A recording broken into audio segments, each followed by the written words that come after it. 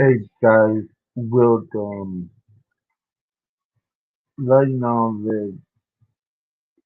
the this evening is Goshen where are for the Mishawaka.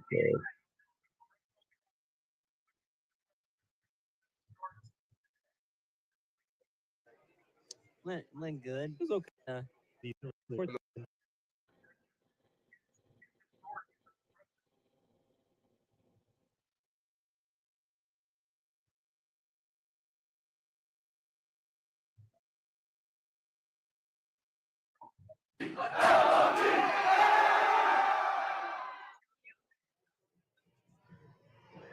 Here come the Mishawaka Cavemen getting ready to go, facing off against the Goshen Redhawks on another beautiful Friday night in Steel Stadium. See, it's homecoming. The energy is high, and they're ready to go, crashing through that sign made to the cheerleaders. Always feel bad because they do that great work, just gets torn up. Anyway, Isaiah Eggleston, you got some games around the area for us. Walk me through that. Tonight's games are St. Joe against South Bend Adams, Washington at Riley, Penn at Marion, Elkhart at New Prairie. NLC games, Concord at Warsaw, Northridge at Northwood, Plymouth at Wawasee. Yeah, lots of exciting games, Daniel. What's the one on that list you're most excited to hear about? Concord at Warsaw. Absolutely. I don't think it's close. Yeah. Without a New doubt. Prairie's having a down year. Elkhart New Prairie is usually a good one. Right. New Prairie's not having a great year. Penn Marion, I don't know. Washington and Riley both are having tough years. Riley a little bit better, but St. Joe's having a great year. Adams got a big win last week too, but I think you're probably right. Northridge Northwood's always fun too. It's always a big game, and The records aren't the same, but right. Both teams trying to kind of find their footing on this season. So if you're a Caveman fan, probably want Concord to win that game. yeah, definitely. Like, I mean, yeah, maybe you have this rivalry with Concord, but Warsaw's still undefeated in conference. You already beat Concord, so I'm doing that. But Leveling things out is what we'll call it. But yeah, yeah, 100%. I think if you're a Cayman fan, rooting for Concord isn't the worst idea. no, It's I like mean for it gets Notre you. Dame fans, like Yeah, rooting for Miami and right. Texas You want A&M. people to win, right? Bad blood, yes, but Yeah. that would help the chances of We'll making get to some playoffs. Notre Dame talk later. Two big games in the state of Indiana in the Big Ten, as Notre Dame will be taking on a Big Ten opponent with Purdue, and then IU, probably the bigger game. This is not usually the case. definitely the better IU game. Illinois under the lights. They're doing a red out down in Bloomington. IU all the viewers may know. You definitely know I'm a big IU guy, so it's been exciting. So we got some players going out for coin toss. Yeah, captains for this evening: Drew Ginner, Colton Hanley, Camden Putz, and Carson Francis, all four seniors who are big impact players on both sides of the Yeah, ball. you can see them there. Goshen's got their captains out there. We talk again about some of those Goshen players. We're gonna have a big night with some of those players. It's an exciting night of football as the Cavemen will be taking on the Red Hawks. Lots going on here for homecoming. We'll bring you live homecoming announcements. You, King and Queen. I know you have rooting interest in that. I think I we do. all have some rooting interest in that. A number of students on the homecoming court that are in broadcasting, as we'll talk about later. Mr. Bresky will be announcing that. We got the audio working, so go us. We have solved some problems today. We're using new scoreboard tonight. New scoreboard operator Eli Elkins doing that tonight. So as we get going with that, I think it's going to work. We all know we have technical things, but we're Eli's got it. We prepped today. We did some practice earlier, so we are hoping to bring you some exciting football action here tonight as we hit the 7 o'clock hour. Mr. Reynolds going to be playing double duty today. He's going to be taking stats as well as providing color commentary for us all. So we'll So see how that goes. you can see there, Goshen's going to be receiving the kickoff. So Mishawaka is going to be kicking. So they will get the ball to start the second half. As we get ready for some football, Daniel. Well, what are you most excited about here for the Cavemen tonight? I'm very excited for the possibility of younger guys Yeah, getting reps. You know, there are a lot of big shoes that are going to need to be filled next season with so many big senior leaders graduating and getting those guys these big time reps and at home having that comfort is going to be huge for them under the lights tonight. So yeah. My so brother, his two kids, my nephews, are up here. They're at the game tonight, sitting with my wife out there. Some Awesome. nice pictures. He's they my brother wanted to get him to a game. We went to school here. You know, he graduated in '06. I graduated in '07. And this was the weekend. He's up here to go to the game tomorrow. Him, my brother, my cousin are going to the Notre Dame game tomorrow. That's awesome. I know. He's a Purdue fan though, so Interesting. Purdue's having a better year. They Much are. better than last year. Yeah, shout out Nitro Tungle. Oh, Not jeez. very. Listen, they had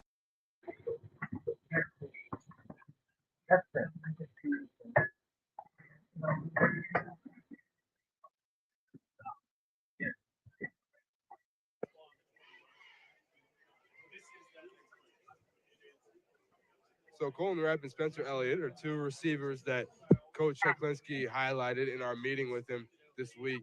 Two big playmakers on both sides of Carter Diaz. Colton Rapp was the catcher on that Goshen Red Hawk baseball team that took down the 32-1 Penn Kingsmen and helped them advance to semi-state despite the losing record. I'm so thin. Interesting formation here. And the snap is a little too high. Diaz gonna have to dive on it inside the does it. 5. It's still up. And that is huge. The Cayman land Touchdown. on it, and that's a touchdown to start things off. Huge. In 7 seconds, the Cayman defense holds strong and scores the first point for the Cayman here this evening. Wow, that's a huge play there. I'm thinking Carter Diaz jumps on it, isn't able to secure possession there, ends up finding its way to the end zone, and the Cayman defense just pounced on it. Now Blake Vandenberg out there sooner than he would have thought to deliver a point after attempt. And right now, Cavemen with the lead as they take an extra point attempt. That one is up and through the uprights. Good. The Cavemen start things off with some firepower. That defense unconventionally scoring the points here for the first time. Goshen Redhawks go down very, very quickly. Poor snap there. Diaz couldn't pounce on it. Instead, the Caveman defense does, and it just happens to be in the end zone there. Scoring the first point for the Cavemen. Ken Clemente, Camden Putz getting it done here. So 7-0 is your score with 11:53. We're going to break a little early here on the Mishawaka Network.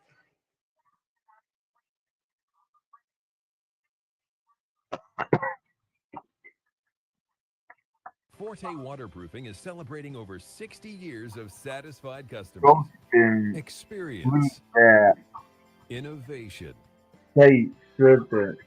hard work, confidence, Say that. pride, That down. honesty, integrity, determined, committed to achieve excellence.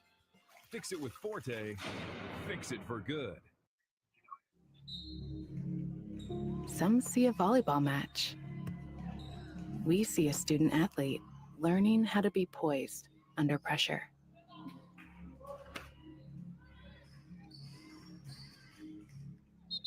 Some see a high school football stadium.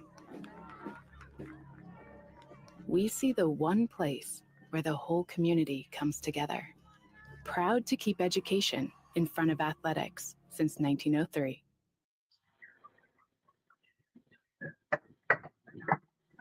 There we go. Welcome back. Apologies for that one. Didn't come back from break as soon as we liked, but that's okay. You saw there on the return, looked like the returner was doing a great job trying to find holes, then just gets pushed back inside the 15-yard line, marked at the 12, where the Goshen Redhawks will try to take another hack at this offensive possession thing. Make sure the snap is clean, and it will be. Diaz going to fire things off quickly. That one is wrapped with the reception there for the quick first down, moving the chains for the Redhawks. Yeah, what a really good pass. This time he gets the snap, catches a good throw on the quick hitch there, gets the first down. Nice little replay action we've got here. Yeah, really nice pass there. Cayman weren't really expecting a pass there on that first play of the series. I don't think they're going to get another one here. Elliott is going to get the snag there just past the 25-yard line. Yeah, another really quick hitter, and that's what you need. You just gave up a defensive touchdown to the Cavemen. You got to calm it down a little bit. Yeah, that only gets you 2 yards, but you're going forward.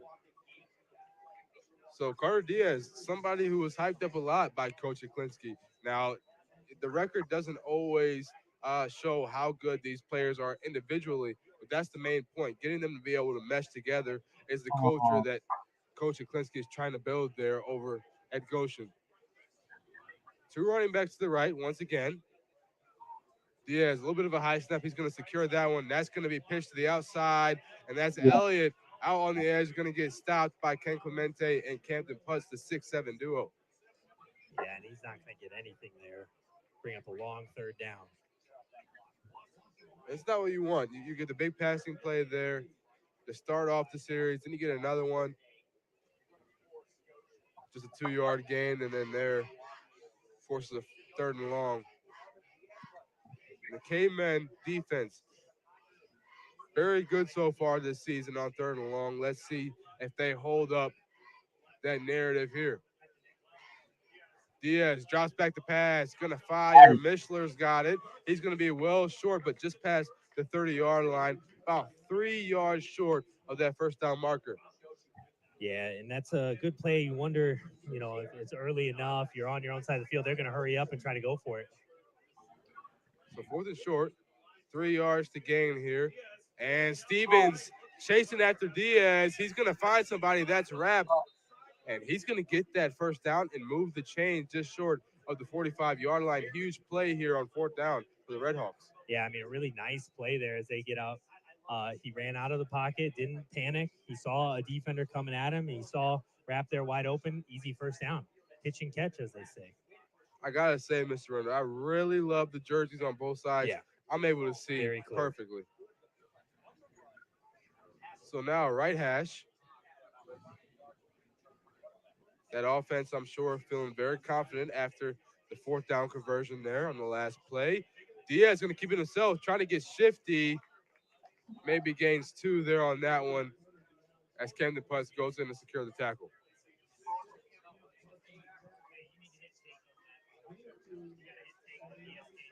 So there you see that the big play comes from passing primarily so far on the drive.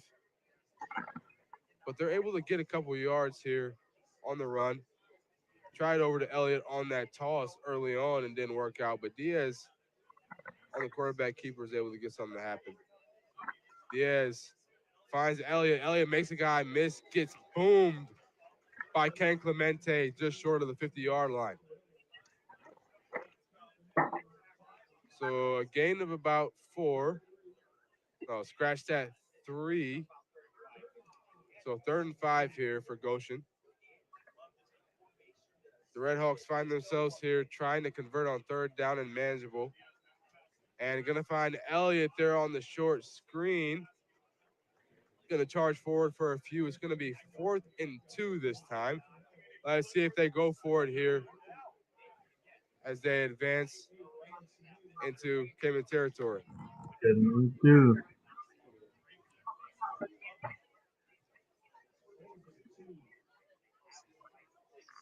Let's see what the Redhawks do. They're going to stay on the field. What kind of play are they going to run? Are they going to try to keep this fiery passing game going? Yes, they will. Diaz going to drop back to pass. Has defenders coming his way. Deep fast. Elliott just misses him right there. He had that space from Amir Dean and Walker Hahn. They were beat on that route there, just overthrown by Diaz. Could have been a huge firework play to respond to that big defensive touchdown for the Cavemen. So now it's going to be turnover on downs. The Cavemen get a great field position at the 48. So we Goshen. see the Caveman offense for the first time. You're just now joining us. You may be saying, well, why didn't I thought we saw them early on? They've got 7 points on the board. No, that was the defense. Poor snap there by the Goshen Redhawks on the very first play of the game results. And a party in the end zone. The Caveman defense. Landon Snyder is going to keep it himself, gets the outside, needs a blocker, and he's going to go ahead and just dive down at that 36-yard line, already charging into Goshen Redhawk territory. So Landon Snyder, as well as Caden O'Neill, two players that we highlighted pregame, and for very good reasons. These are two players that have been performing very, very well. They have excelled not just in their sophomore season last year, but following in their junior season, which makes it even more impactful, I think, for this caveman culture here. If you got guys who are able to perform very well year in and year out, that can be so huge for you, especially in that triple option being the quarterback and the fullback. Got a timeout. We're going to take a quick little break here, 30 seconds here. We'll be right back on the Mishawaka Network. Some see a wrestling match. We see a 6-minute lesson in grit.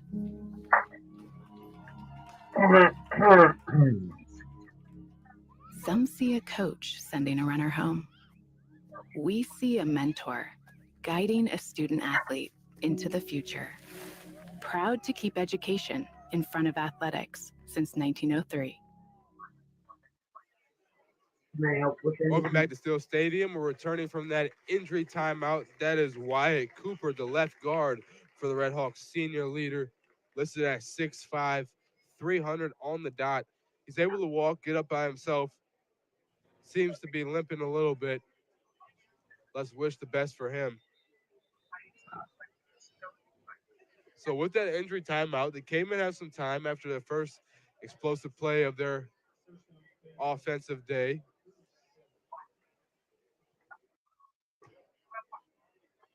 So they're able to recoup a little bit, meeting with Nobody. Coach Shaw, figure out what kind of play calls they want to run here for the rest of the drive. Landon Snyder's going to hand this off up the middle to Caden O'Neill, charges forward, marked at the 31. Caden O'Neill is somebody that Mr. Rendell and I talk about a lot. The main reason for that is no matter what, whether it's five guys or just one defender, or he's got an open gap, he's running as fast and as hard as he can. He is going full speed ahead. Caden O'Neill, probably the best fullback in the conference. Landon Snyder's going to roll out to his right. Quick pass. He's got Maddox Coonley. He's going to get into the end zone for the first time this season. Maddox Coonley, senior wide receiver, getting the start here today. He's been a good friend of mine. He's been working as hard as he can, freshman through junior year, trying to make that varsity roster and be a core guy. He gets the nod here. Landon Snyder, very nice pass as we saw in that replay. Rolls out to his right, delivers a nice strike there to Coonley, who just walks it in. I'm sure he's feeling on cloud 9 right now, getting his first touchdown.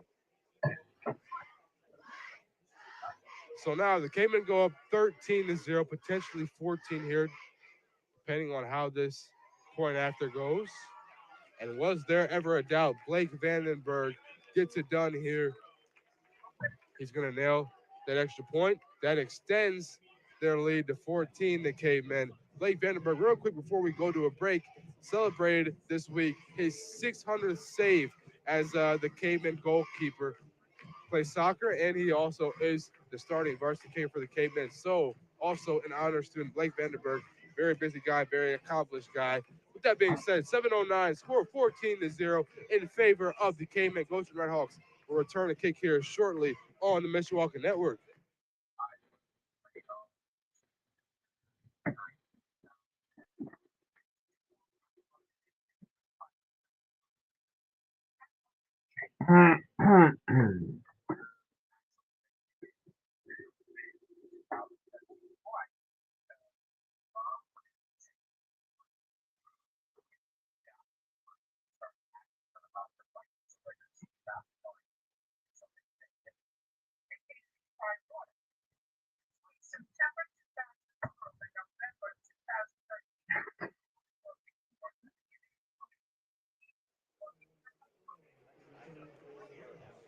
Welcome back as the Cavemen are looking to boot this one away. Elliott and Rapp back there to return for the Red Hawks. Rapp letting it bounce for a little bit longer than usual. Picked up behind the 10-yard line, just gets past it there, marked at the 11-yard line.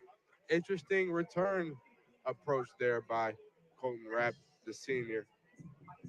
Brazil goes So the to Goshen Redhawks will equal to kick from off their drive here just past the 10-yard line, marked at the 11.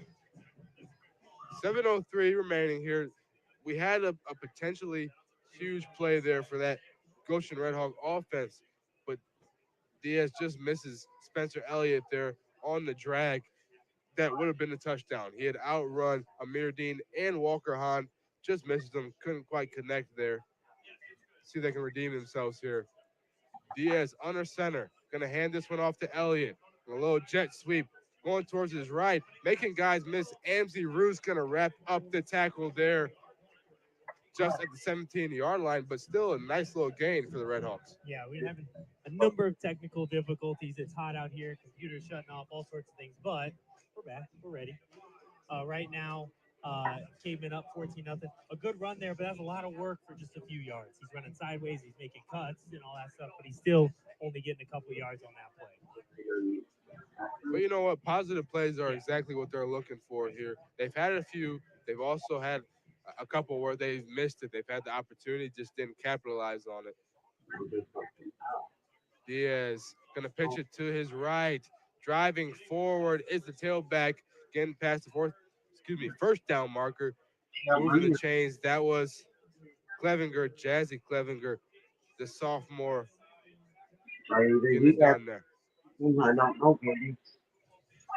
Big tackle by Ken Clemente and A. Preciado. Ball marked at the 24. Yeah, good play there. Just getting that pitch out to the side. Just trying to get some yards. They get the first down and they can try it again, right? Like you got to keep getting some momentum here if you're if you're the Goshen Redhawks here. Diaz steps back, rolls out to his left, fires one. Elliott, that one is way over his head, lands out of bounds. It's going to force 2nd and 10 for the Redhawks. Well, and that's just Ken Clemente putting the pressure on. He saw the rollout to the far side of the field there, and Clemente was right on him from the start, and there was nowhere to go but throw that away. But a good throw. Only person that could have gotten to that ball was his receiver. He threw it hard enough, high enough, and that was out of bounds enough that it wasn't a pick. It wasn't, going the other way. So a good play there. I heard something today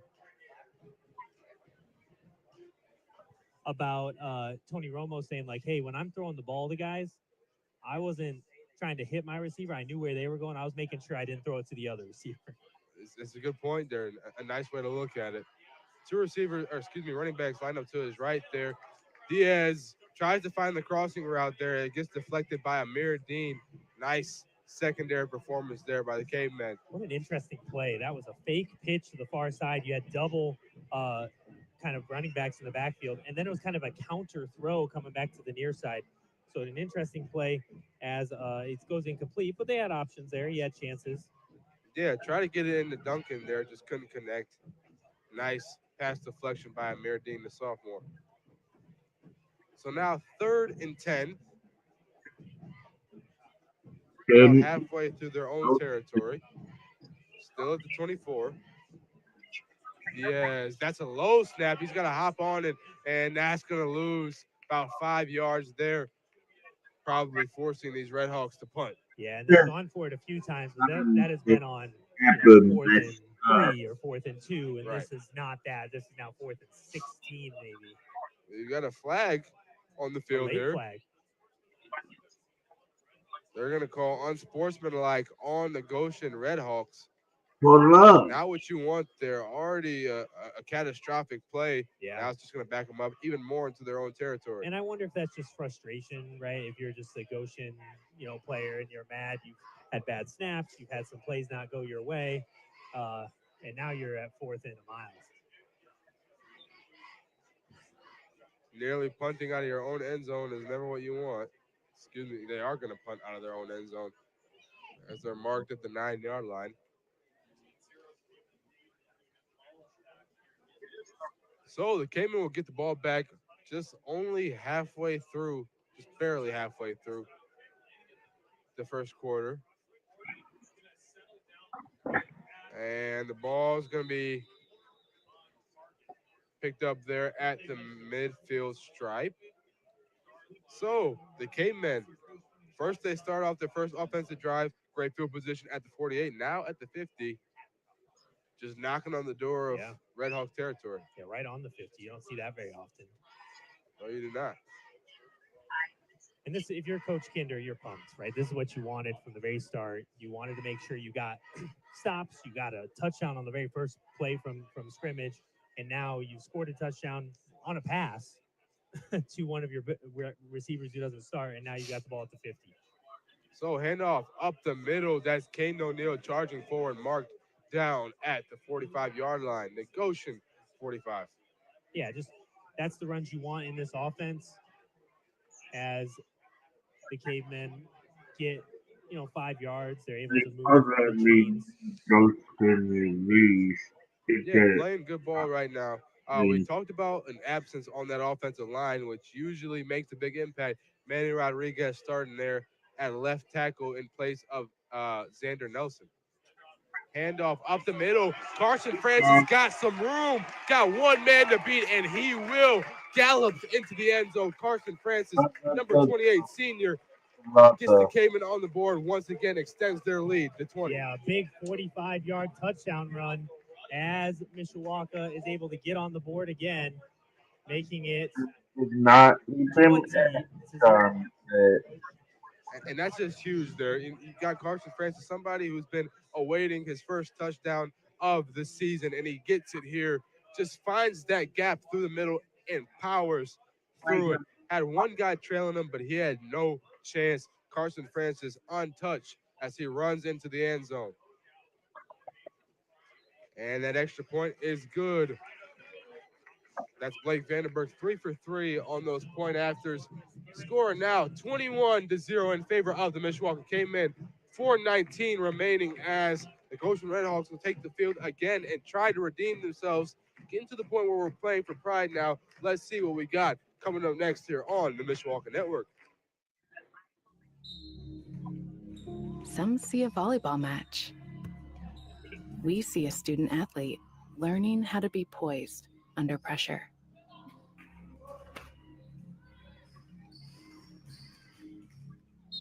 Some see a high school football stadium. We see the one place where the whole community comes together. Proud to keep education in front of athletics since 1903. Some see a wrestling match. We see a 6-minute lesson in grit.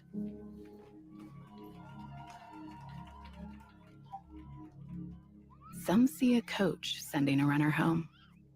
We see a mentor guiding a student athlete into the future. Proud to keep education in front of athletics since 1903. I probably could have went with it. Welcome back here just in time on the Mishawaka Network. The Cavemen just went up 21-0 as Blake Vandenberg's going to boot that one away. Fielded by Spencer Elliott of the Red Hawks. Trying to find some room. Powers forward, head full of steam. Just past the 25, marked around the 27-yard line. So there, Elliott, that was one guy that Coach Klinski talked about a lot. A big leader there for the Red Hawks, but also a skilled player on the football field. At receiver, we saw him get a couple carries in the run game as well. Just a great athlete is what Coach Klinski said. We've seen displays of that here so far this evening. 4:14 remaining in this first quarter, which you wouldn't really believe considering the score here. Cavemen go up 21-0 very quickly. First score being in the first 7 seconds of the game. Diaz taking the snap there, fires, finds number one, the receiver, moves the chains, gets marked there at the 40. My apologies, that's Bennett Short of the Red Hawks. So Bennett Short, nice little pitch and catch there. We love seeing that there, and it's great for high school football. It's one of the most effective plays that you can run. As long as you got a quarterback that's able to make those little short to intermediate passes and a receiver that's got decent hands, you can get those first downs quite easily. Gun formation. Diaz going to fake it, keep it himself, goes out to the left side, cuts back inside, just short of the 45. Nice little modest run there for the Red Hawks as the clock keeps rolling. So, Camden Putz on the tackle there, as you can see on the replay. Camden Putz is somebody that we talk about a lot on our broadcast, Mr. Rendell and I. He's the will for the caveman. He's got 60 tackles so far on the season, 41 solo leading into this game. And he had a big block field goal last week at Northwood. Running backs lined up on both sides. He's going to pitch one to Elliott. It gets loose. He didn't make contact. Drew Ginter is going to run that one back all the way home. Drew Ginter, number 1 for the Cavemen, the senior star, adds the Cavemen total. The Red Hawks being completely dismantled, and there's still just a little over 3 minutes left in the game there. You see this replay. Drew Ginter knew. He saw it. He saw that Elliott made contact with the ball. The pitch was no good. Picks it up. Got that speed. Just runs all the way back for the home run play for the Mishawaka Cavemen. Huge here. Puts them up 27-0 with 3:03 remaining in the first quarter. Wow, what a play there. And you're going to see the subs coming in as early as now. The first quarter, the Cavemen have already brought in a sub here in Braden Plonsky, good friend of mine. We got Mattis Coonley, good friend of mine, scoring. You got Drew Ginter, good friend of mine. He gets a score as well. And now Braden Plonsky, his first kick of his football career. Point after attempt here. That one is no good. A little bit of a line driver. Doesn't quite get through the uprights, but we're seeing how close that is. Just misses left a little bit. No matter. He's going to get one going here soon. He's going to have plenty more opportunities. 3:03 remaining here. 27-0 is your score in favor of the Mishawaka Cavemen. We'll be back and see the Goshen Redhawks offense once again on the Mishawaka Network. Forte Waterproofing is celebrating over 60 years of satisfied customers. Basically Experience, over in it not innovation, after hard work, confidence, pride, honesty, integrity, determined, committed to achieve excellence. Fix it with Forte. Fix it for good.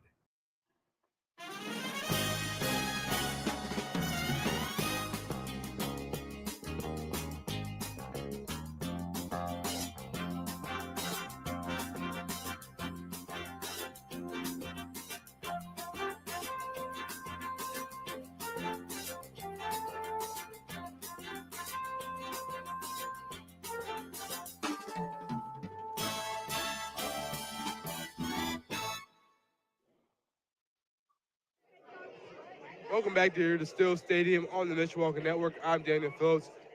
Mr. Matt Rundle is dealing with some technical difficulties here that we're getting worked out, but you still got me for the time being. Elliott there after the kick booted away. He's going to try to find some room. Gets just past the 20. Marked there at the 24-yard line. We saw that he had a pretty decent return. Start things off last drive. Decent, modest little return there. Doesn't quite get to the 25. Excuse me, they're going to mark him at the 25. My mistake.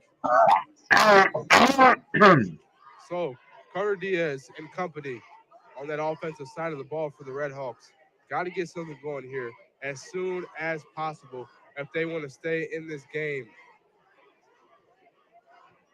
As of right now, being down 27-0, having potentially big plays here hasn't worked out. They're going to go direct snap to the running back, wildcat formation, and Elliott's going to drive forward for a few gain of 3 on that one. Wildcat's not something you see a ton here in the NLC, but we just saw it there.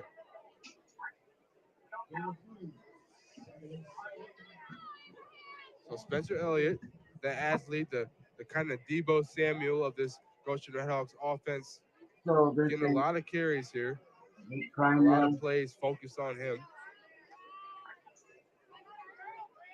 And he's done his best to make the most out of that.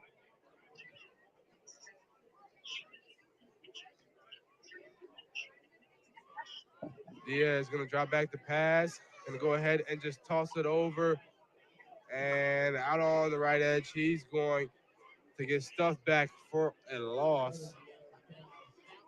That was number 5, Clevinger, the sophomore, there on the reception. And then we got back to the original line of scrimmage on that. You don't want to throw passes where you're losing yards like that.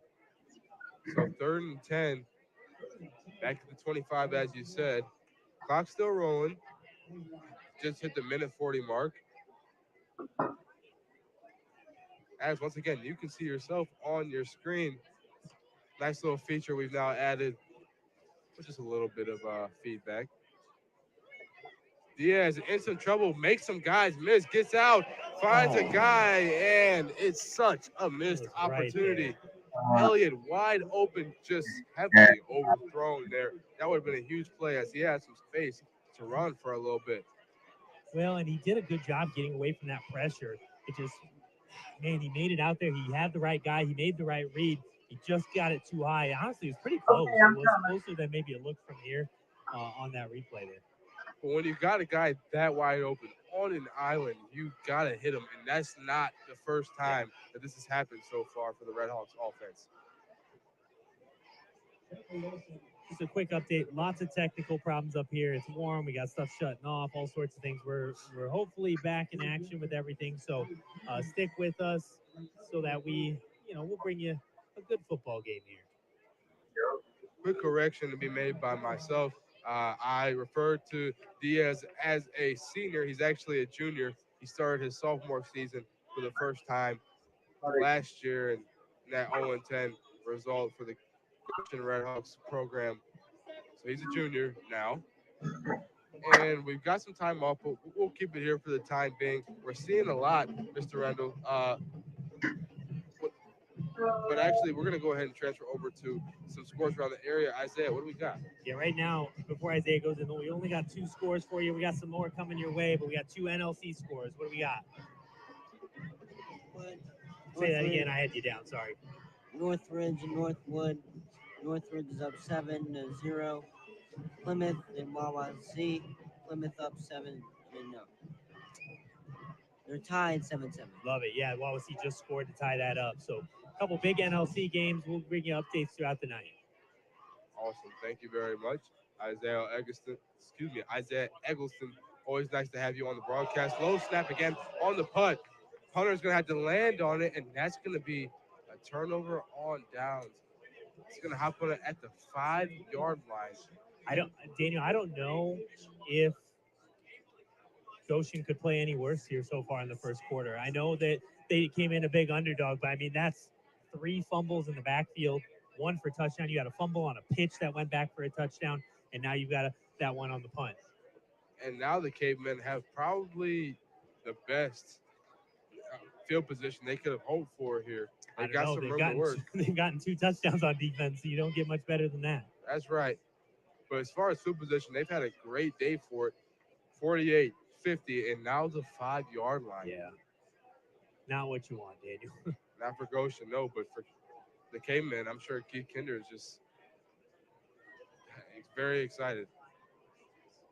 But we both know Kinder pretty well. I'm sure he still, wants some things to get cleaned up. Make sure you're doing everything right.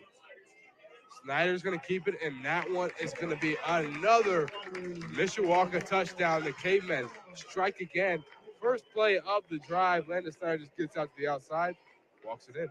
Yeah, you can see our field camera there with Grant Metzger. He followed Snyder right into the end zone as he just kind of leans his way in, the tackle, and the Cavemen take a commanding 33-0 lead.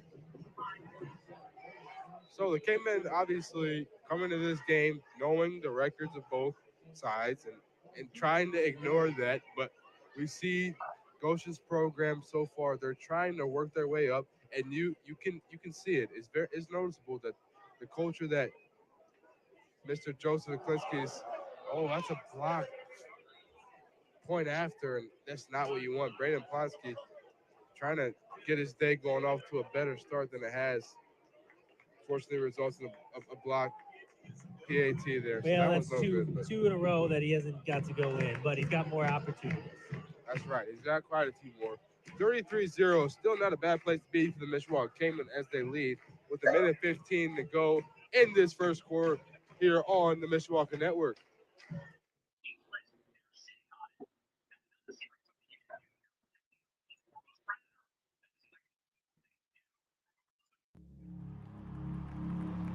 Some see a wrestling match. We see a 6-minute lesson in grit.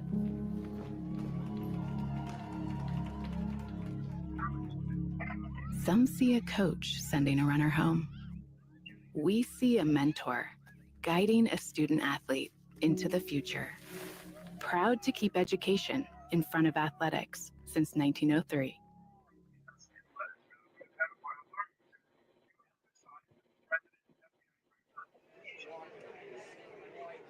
And we're back here on the Mishawaka Network as this one is booted away by Blake Vandenberg. And Elliott's going to try to return it here again, hoping for a better result than the last outing. And that one's going to be pretty similar, marked there at the 25-yard line. Once again, so they'll start their drive off at a nice little conventional field position here. They really need to start just They getting those plays that they know start will work. You got holding the 2 ball, turnover on downs, 2 other turnovers. and they need Barely made it to two midfield. snappers. So you got to make something happen, at least to get your energy up. To get right now, you're just like you're down big time if you're on that Goshen sideline. So a lot of work to do here for the Red Hawks. Starter still on the field, and that's another high snap.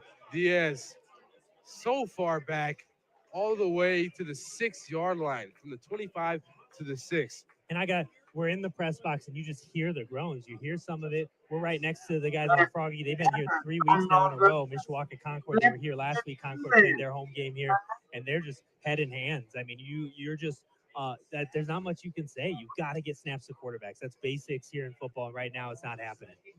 Not at all. They need to capitalize on the field position that they are getting initially and stop throwing it away. I mean, you lose 19 yards here. The complete opposite of what you want. Right.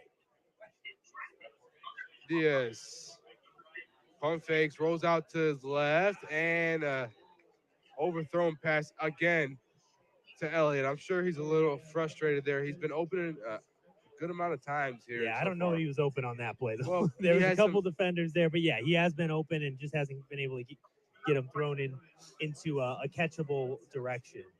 Well, there he still has some space. He delivered Yeah. a good enough ball, and that one's just far from Well, I one. mean, you're now 17 seconds left here in the first. I was about to say second quarter, but it's still the first quarter. You're down 33-0. It's 3rd and 29. It doesn't get much worse. He got something.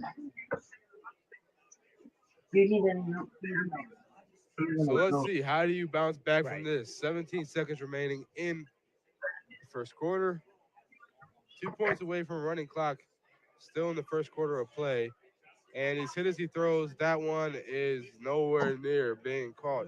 It's going to force a 4th and 29 for the Red Hawks.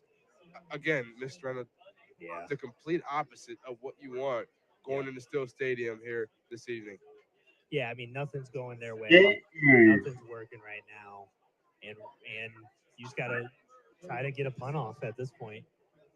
I don't know what they It becomes a conversation of even excluding this game. How do you start to get Yeah. things going the right way? I don't in the know. right direction? It's hard. You've lost 2 straight blowouts. This is much worse than either of those games were. You scored in both of those. And last week against Plymouth, they tied the game 7-7. They had a good drive to start.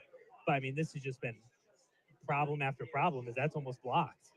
And that's a line drive punt. That one's recovered.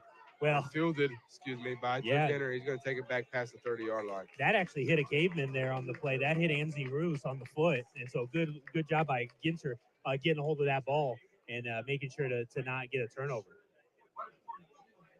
So good stuff there by Drew Ginner, the awareness. 3 seconds remaining in the first quarter. Could have been a big turnover there. Luckily, that awareness by the senior leader results in a nice field position here for the Cayman offense once again. Yeah, still the first quarter. They're going to run a play here, and we'll see what they do. Cavemen have just been nothing but dominant so far. Starters still in the game, wearing the maroon and white. And Snyder is going to hand that one up the middle, to Will Mason. Going to get a modest gain in there for about 5. Will Mason was talking about how he was hoping to get some reps here, and he got it there.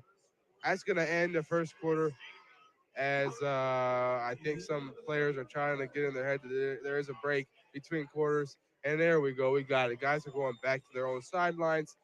Another 12 minutes left to play in this first half as the K-Men lead 33-0. They'll take over on the other side at the Goshen 27-yard line. We will be back with the result of that Caveman offensive drive here on the Mishawaka Network.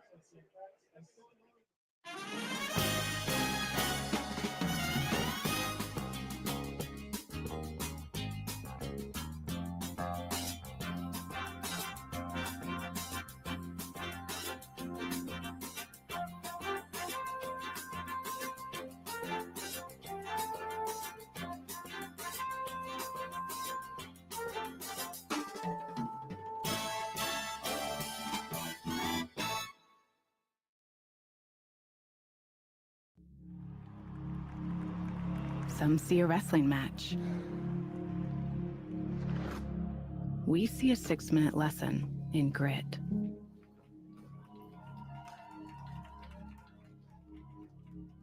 Some see a coach sending a runner home. We see a mentor guiding a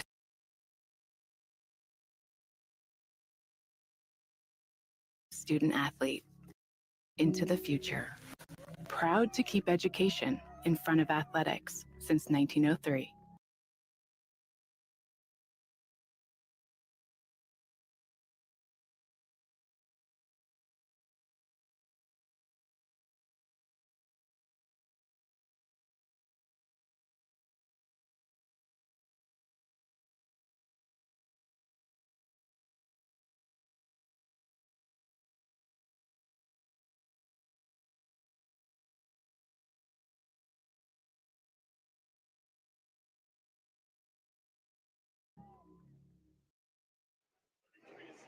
Welcome back to the Mishawaka Network. Another fun addition here to the post first quarter little treat here activity. Got 2 student athletes attempting field goals, and you got Mason Green nailing it. Snyder's got a pass there, and that's wide open. Corin Shepley is going to walk his way into the end zone. His first touchdown of his varsity football career as well. So him and Maddox Coonley we get it can't done. take a break. We can't do anything here without touchdowns being scored, as that was Corin Shepley getting that ball thrown to him for the touchdown from Landon Snyder. So now they came in the lead 39-0, hoping to get this point after to go here. And I mean that's when we start entering the conversation of the mercy rule, the running clock. Yeah. After you get past that 35 mark. But it's got to be the second half. Right. And that one is also no good. Brandon Plonsky. It's so hard to judge from up here in the press box. It did look like it was still up, Bryce. Fortunately, it was not. So no good there. Brandon Plonsky still looking for his first made point after. So it's all right, though.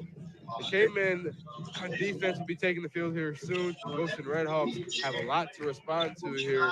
We see Ellie Adams with her attempt. And now it's you one. No good. No, but hey, just so you all know, she's a very good volleyball player. Absolutely. Keep that in mind. So we'll see the Goshen Redhawks coming onto the field here. Another offensive drive. Really need to get something going. K-Men defense looking to keep playing the way that they have been.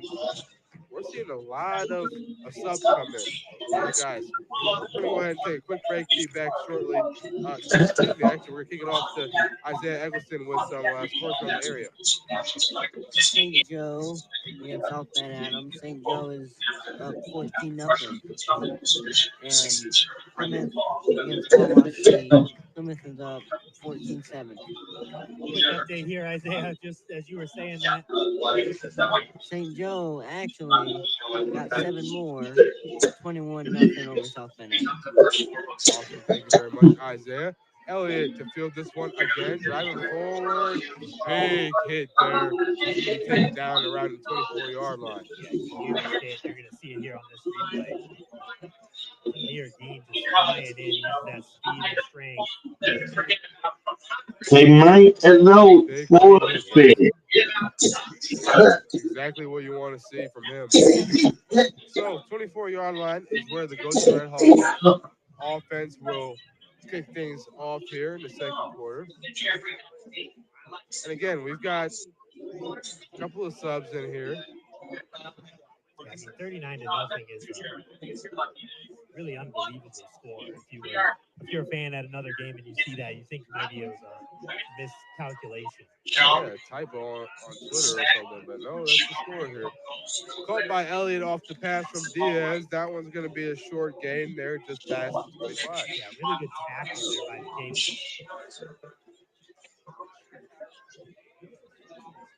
So a gain of 3 there. Honestly, that's a good pass. I know it's 3 yards. It's not a big thing, but it's an out pattern. Those are hard passes to throw to the sidelines, especially to the far side.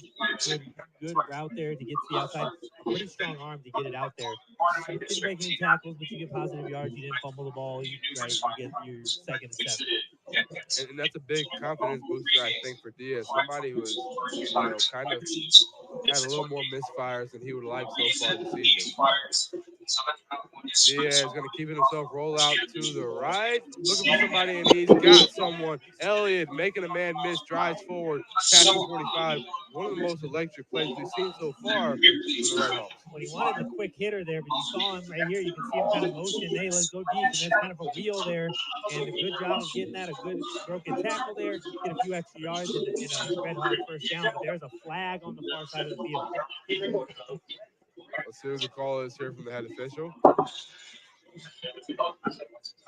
didn't see it during the play. It was right at the line of scrimmage. So I wonder what the call's going to be. You can see it along with us. And they will call it on the Cayman personal foul. And it's going to be also a personal foul called on the Red Hawks. So it will offset. They will offset each other. Excuse me. So there will be no deductions to that game there for the Red Hawks, nor any lineage that would hurt the Cavemen. So we'll stick with the original line of scrimmage here. Yeah, so dead ball is Wildcat again, Daniel. So he's going to go to the right side and he's going to get a couple yards there on that one. First down, nice little gain. Well, that's sometimes it's the game that you don't know who has the ball, but that time it was Wildcat. It was a fake reverse. He got some yards. Makes it 2nd and short. And into Mishawaka territory. Look, find the space. So let's see here, 2nd and 2. Well, this is the pistol they just ran a Wildcat out of as they go into it again. Elliott will be here, and he's going to go to his left, spin, cut back inside, still not taken down, and they'll mark him there at the 45. He's right at the down mark. Let's say they'll give him the first down. So the chains will move, and the Red Hawks off to a nice start here. And really, it's all Elliott. You got some passes there, but even the passes have gone to Elliott. Right. So the athlete getting things going for the Red Hawks, trying to light some fire under them despite being down by 39 early on in the second quarter.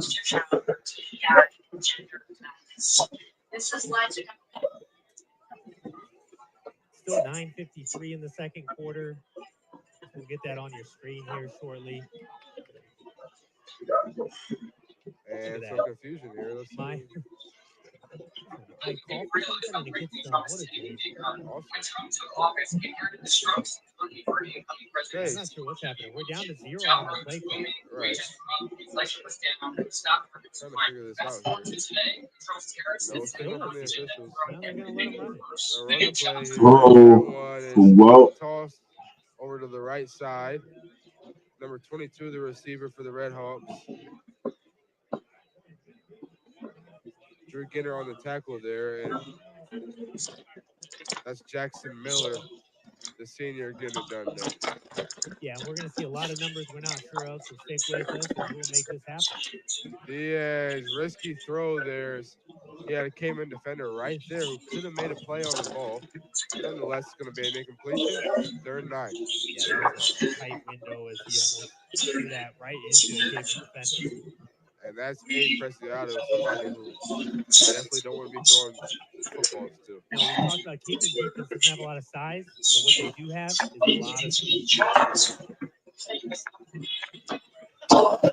So, 9 minutes, 11 seconds remaining in this second quarter. Once again, running clock does not take place until the second half,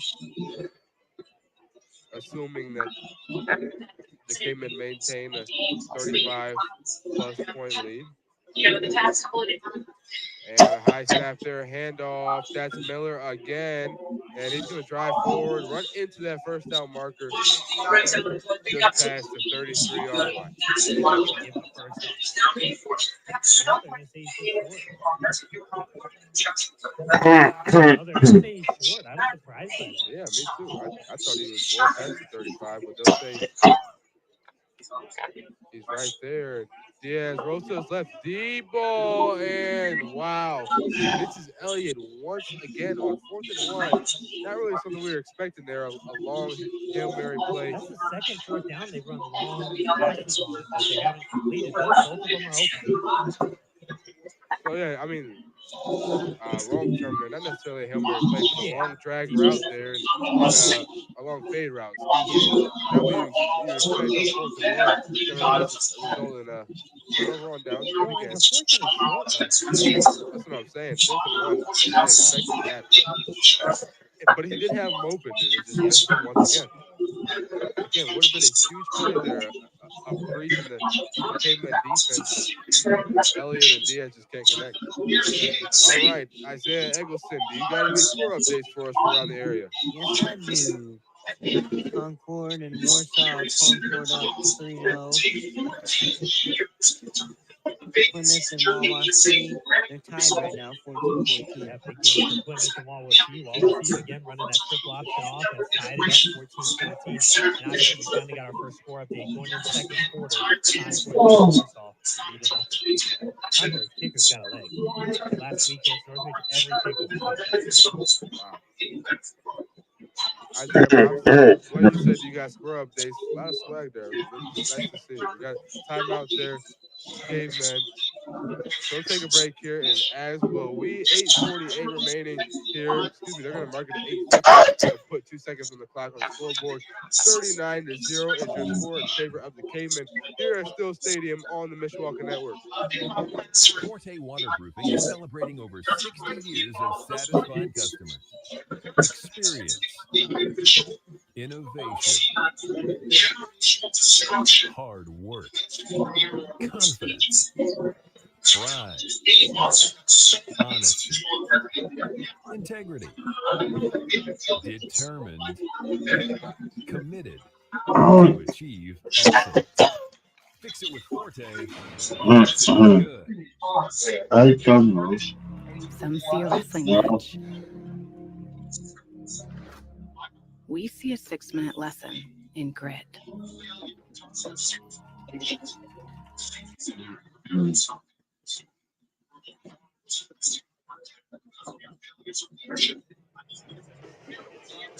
Welcome back, Landon Snyder hands it off left side for a nice gain. Gain of 8 on that one. Who was running that, Daniel? You know what? I couldn't see.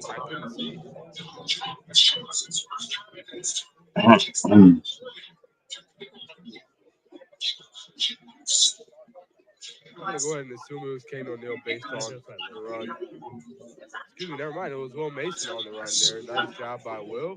That one I know for certain was Caden O'Neal driving forward for the first down, marked at the 48. So clock still ticking, just under 8 minutes and 15 seconds here in this second quarter.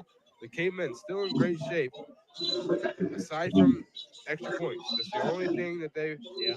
not gotten going here.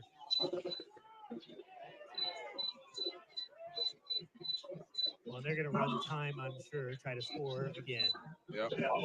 And Will Mason's going to get it again, getting some touches here. Had a little bit of an opening, but gets tripped up there in Red Hawk territory. Yeah, that's that trap play where he's coming from the near side. They're acting like they're coming to that side, and then he kind of takes that handoff to the far side, able to get 5 or 6 on that play. Good game there. 2nd and 4. Not quite 6 or 7 yards. Not quite, unfortunately.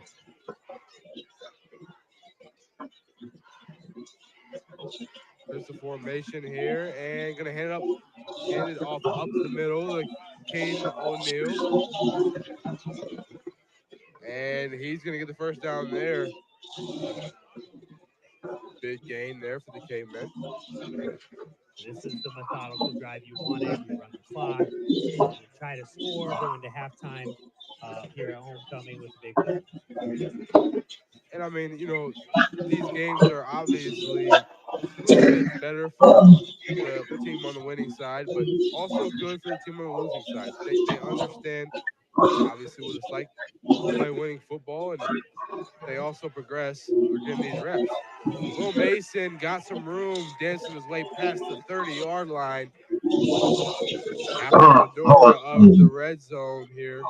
Will Mason, I'm sure he's very happy to get those reps. Yeah, those halfbacks don't get a lot of touches. So when you get in a game like this, you try to, get them some touches, help them feel good, right? Yeah, and I mean, Will Mason, he's somebody who is It's a character. I'm sure very fun to be around in the locker room. And we got Ethan Flowers out there too. He's going to get the ball here. Power forward, past the 25, marked at the 24. Ethan Flowers also in broadcasting classes. Completed his freshman year, so he's back. He's doing some really good work. You'll hear his podcast coming up soon about the offensive line here for Mishawaka. Special guest who Yeah. may or may not have seen some playing time today. You guys will find out. Oh, never mind. No, you gotta Just listen. Lucas is such a great character, dressed up as Keith Fielder today at school. Right. And gonna drop back the pass. Finds Will Mason trying to find his way into the end zone. He's short. Tackled at the 4-yard line. Nice pass there, but we've got a flag on the field. We'll see what that call is back by the line of scrimmage. It's not a call you see often. Interesting call there, yeah. That's one of the more self-explanatory calls there with the signal there. If you asked anybody what that was called, you would say that's tripping. Yeah. So? Yeah, look, tripping. It's even on here. Oh, It's going to be half the distance to the goal, 1st and goal. All right, well, there you go.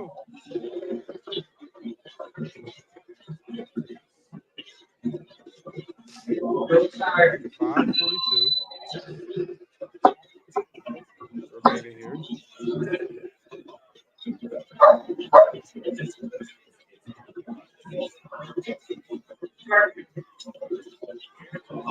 What's happening now? They're talking to the line there, it looks like. There we go. Clock is now back up and running. So, 1st and goal for the Cavemen. And Snyder is going to go ahead and hand it off up the middle.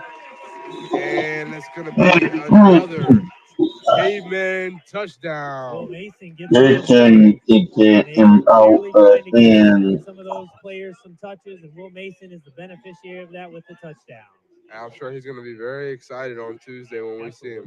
That run does kill his average, though. It does. The 2-yard touchdown run brings your average down big time. But you know what? I think he's probably more happy about the touchdown than his average.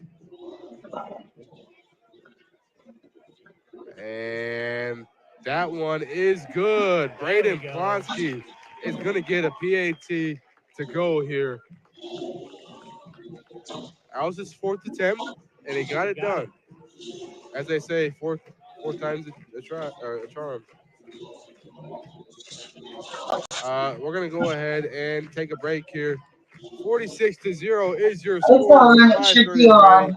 in this first half. The Cavemen all fireworks today, and now including an extra point here on the Mishawaka Network. Some see a volleyball match. We see a student athlete learning how to be poised under pressure.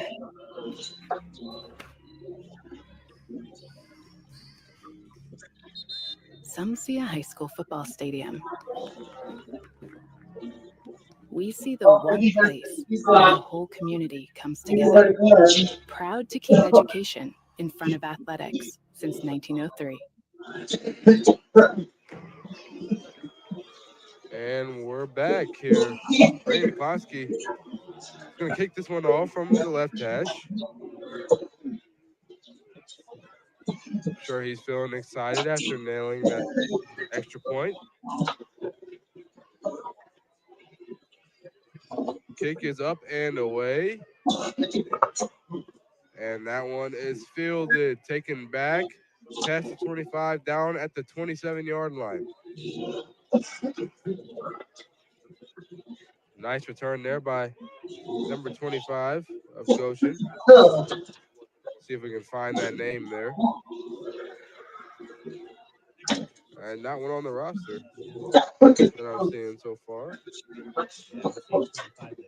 Interesting. He will be referred to as number 25. Not our favorite. That's right, but so the Goshen Redhawks, 5:24 remaining here. Cavemen leading them by 46. They are still scoreless. We got some big score updates coming your way here shortly. Isaiah's ready for those, so we'll get those to you in just a second. Fakes the handoff there. Diaz is going to go to his right, and it's going to be thrown out of bounds. So, Isaiah Eggleston, what are those score updates from around the area? We got St. Joe and South Bend Adams. St. Joe is up 28-0. Washington and Riley. Riley's up 7-0. Elkhart and New Prairie. Elkhart's up 7-0. Concord and Warsaw. Concord's up 10-7. Halftime in Northridge and Northwood. 7-0. Northridge. Plymouth and Wawasee still tied at 14. Awesome. Thanks, Isaiah. Nice little short gain there for the Redhawks. Wrapped up pretty early on there. It's going to force third down and long after the gain of one. Yeah, somehow they're giving him 2 on that, but he gets to the 30, but it's going to be third and long yet again. Interesting. They give him 2 yards there. So 3rd and 8. Mason Foster toes there on the tackle, number 39 for the Cavemen, getting some reps here.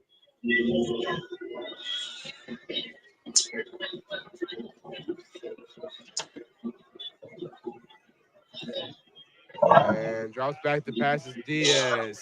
He's going to find a receiver on the hitch and get wrapped up immediately by Brylan Houston. Brylan, another broadcasting student, I'm telling you. Just whole football team full of them. So they're going to go for it again. And it's going to be blown dead by the officials. Looks like timeout called by Mishawaka. So with 4:07 remaining in this first half, Mishawaka Cavemen will look to regroup as a defense and as a unit. We'll see what they come back out with. 4th and 1 play awaits here when we come back from a break on the Mishawaka Network. Some see a volleyball match. We see a student athlete learning how to be poised under pressure.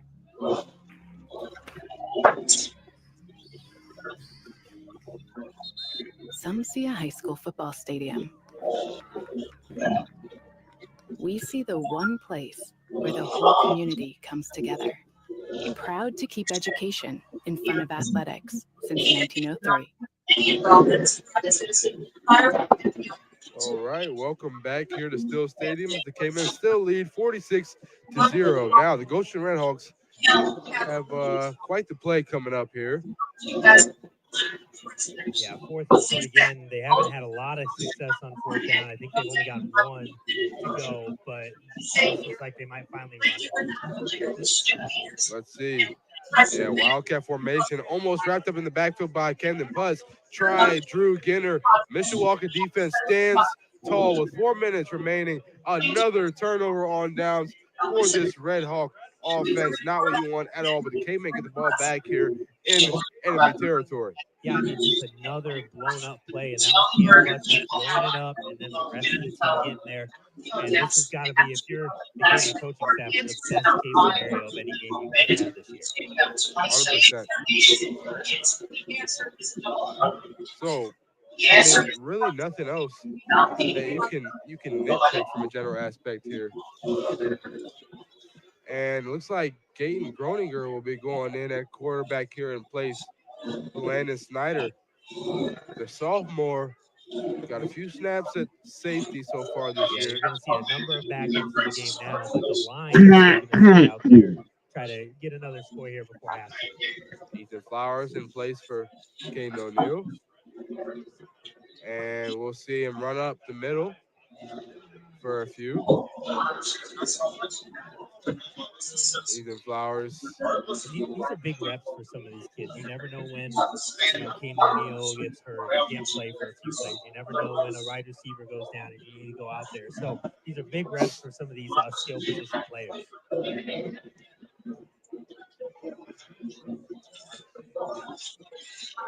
Second and 5.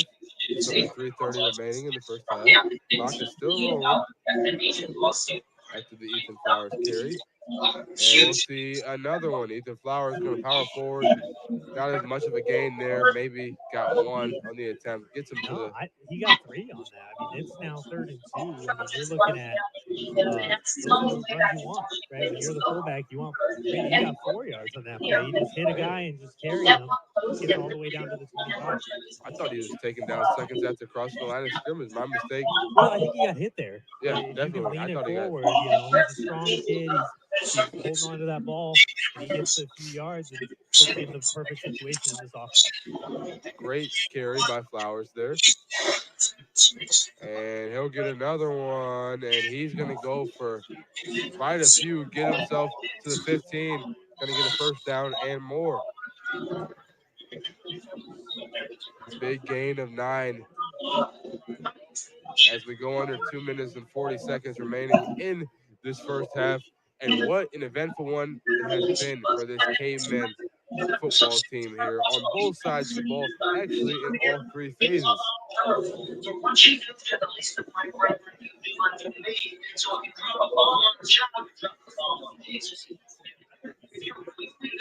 Let's see here, the Cavemen offense in pistol formation.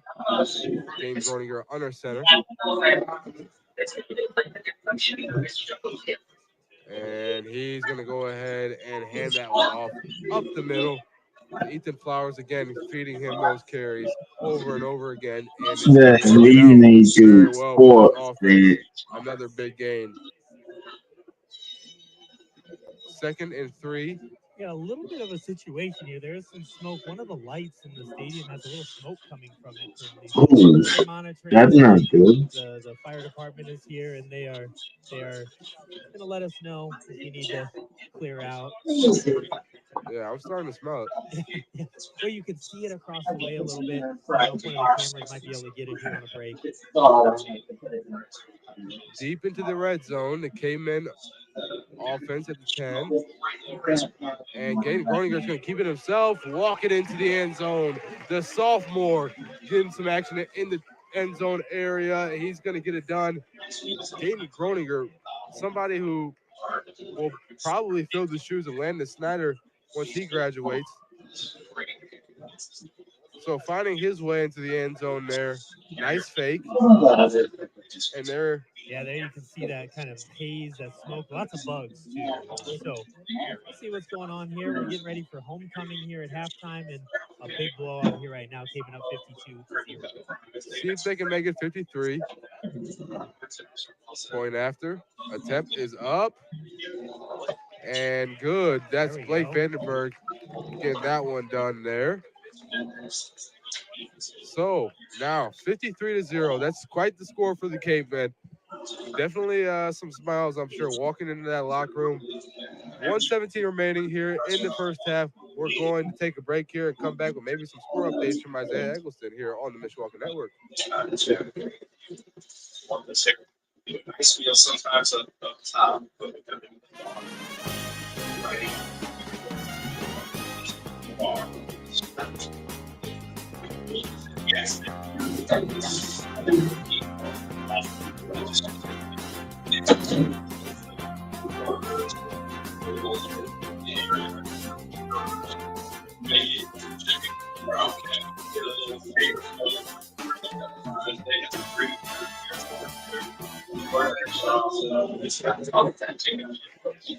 Welcome back here to Steel Stadium.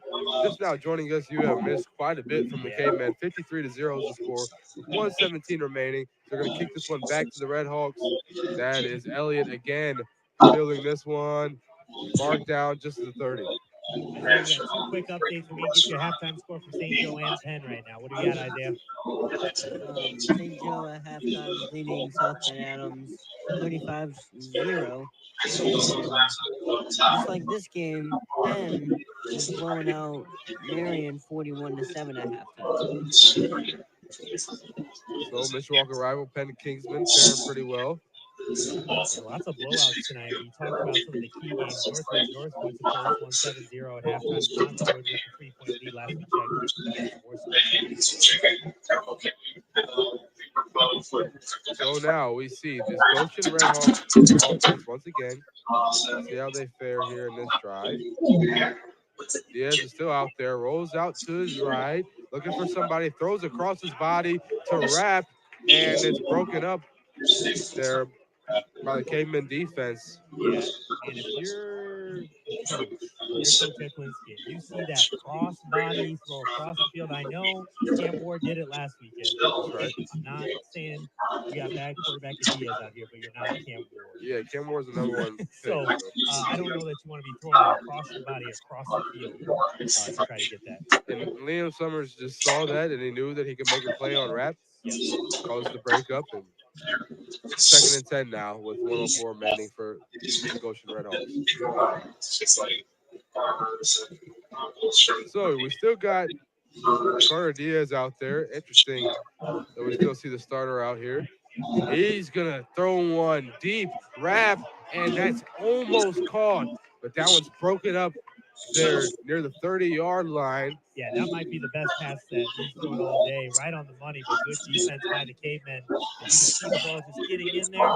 Good defense, just knocking that away as the Cavemen. Man, that's a good looking pass. Yeah, Rap almost made that grab. And I don't know that it's a bad, like he almost had it, right? Yeah. I don't know if it's a bad play by the receiver either. It's just the defender getting your hand in there. That's just a great play by the defense.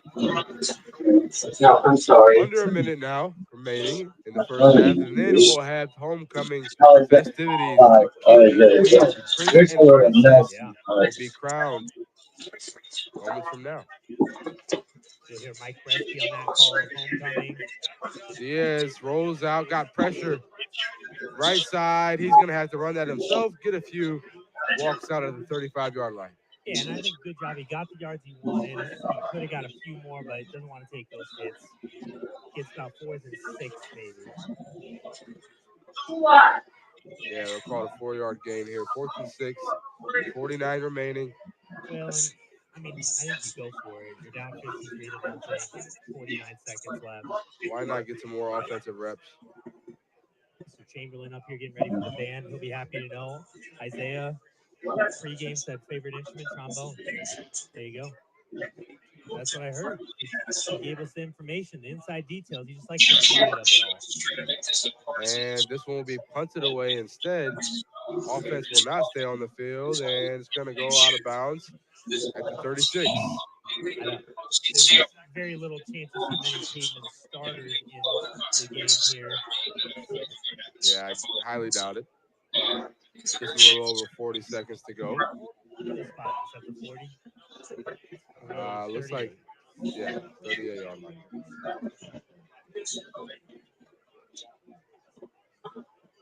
So I would guess a kneel down. Exactly what I was just about to say. 41 seconds. I don't see why not. Yeah.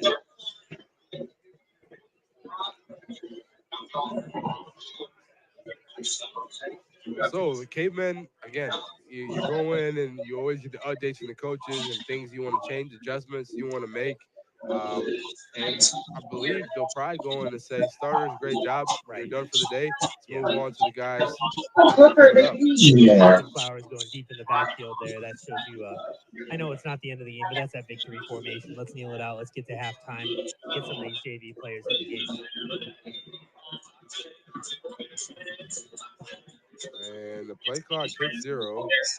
Yeah, they're going to say delay a game earlier. The play clock was at 0 for 15 seconds and no call, but they're going to mark it off 5 yards here as the Cavemen will have to do it at 1st and 15. And I don't think anybody's too upset about that let's call. just nail it. Go to halftime. Groninger will take it, nail it down. So,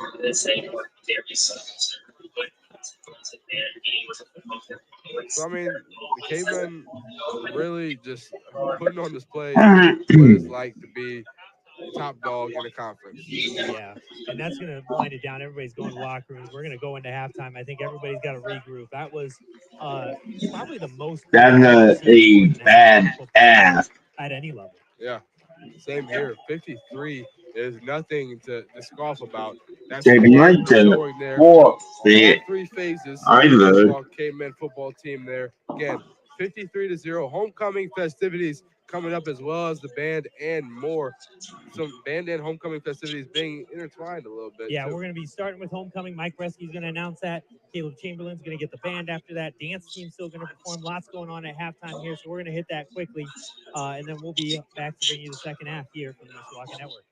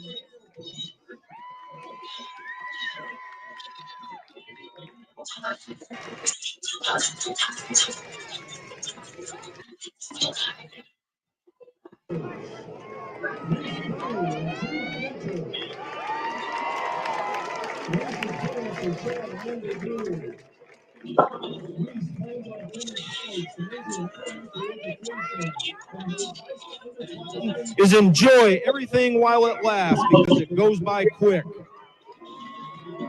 Drew Ginter, parents Aaron and Garrett, plans after high school, college, Best advice to underclassmen, turn in your work on time and pay attention in class. Adrian Seifert and Tyler Nair. Adrian's parents are Jeannie Seifert. Plans after high school to study elementary education, and her advice is to stay on top of classwork and get involved in everything. Tyler.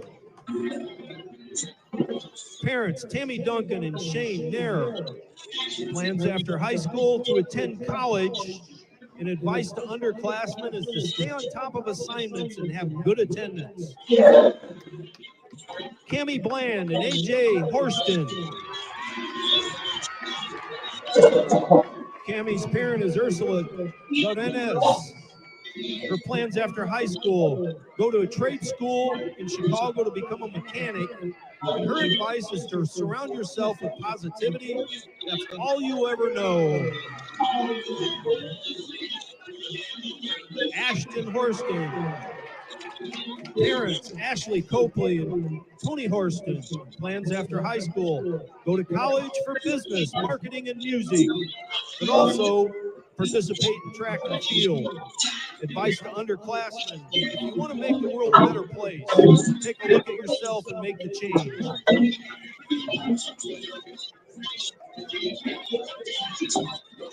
Anna Yoder and Dylan Stevenson. Anna's parents, Shelley and Jeremy Yoder. Plans after high school: go to college and study musical theater. And advice to underclassmen: although it can be hard, try your best to treat people with kindness, even if they deserve it. Try to treat others the way you want to be treated. Dylan's parents, Chad Stevenson and Danielle Stevenson. Dylan plans on going into the United States Army, and his advice to underclassmen is to plan for your future and be on time. LaFay Jones and Carson Francis. LaFay's parent, LaQuana McKinney. Plans after high school: going to the United States Army to become an MP. Advice to underclassmen: pay attention in class. How's the game going? You're leaving. Holly Shine and Bryce Burris. No problem.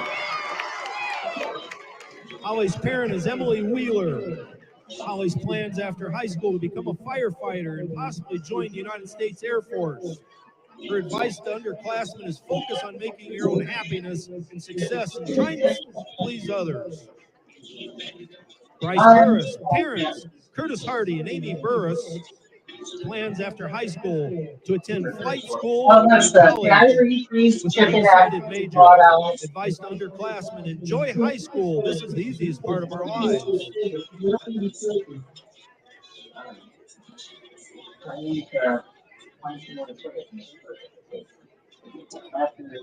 And your 2025 homecoming queen and king: Cammie Bland, AJ Horston.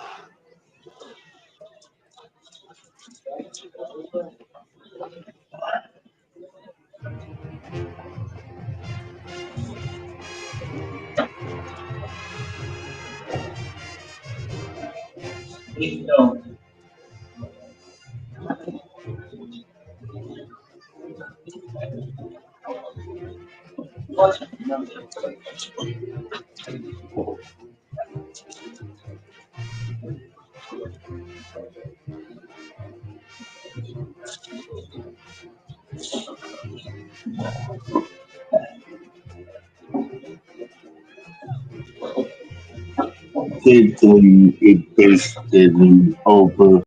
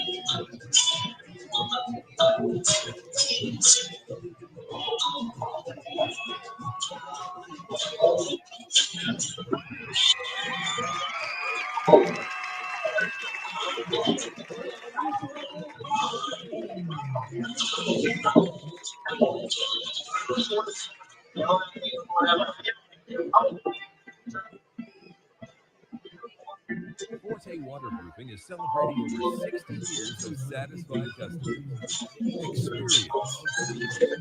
Experience, innovation, hard work, confidence, pride, honesty, integrity, determined, committed to achieve excellence. Fix it with Forte. Fix it for good.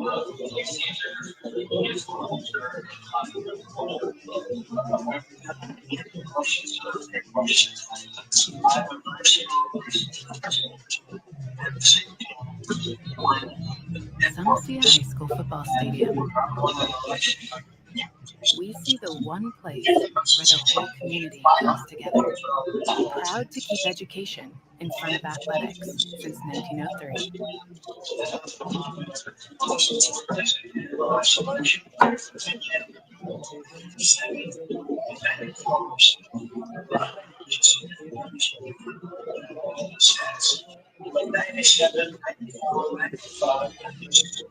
Some see a volleyball match. We see a student athlete learning how to be poised under pressure.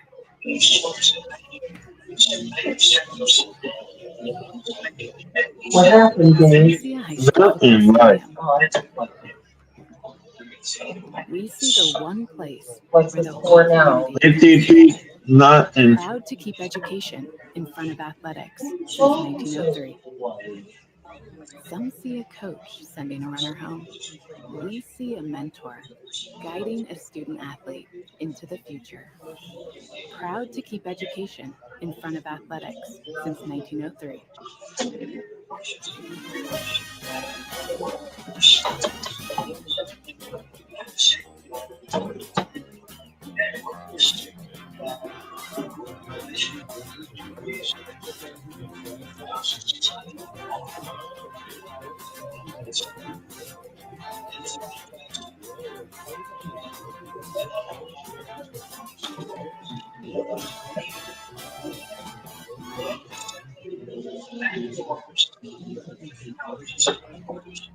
Some see a wrestling match. We see a 6-minute lesson in grit.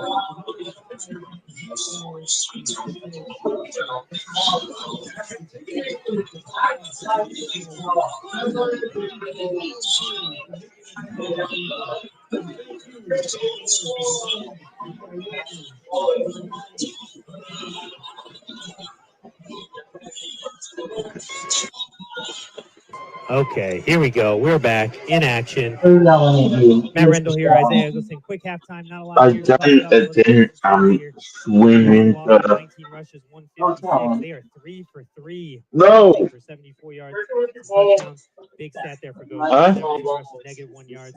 No. Isaiah, No. describe the first half for the Mishawaka No. Cavemen. I mean, 0 turnovers. Yeah, That's what?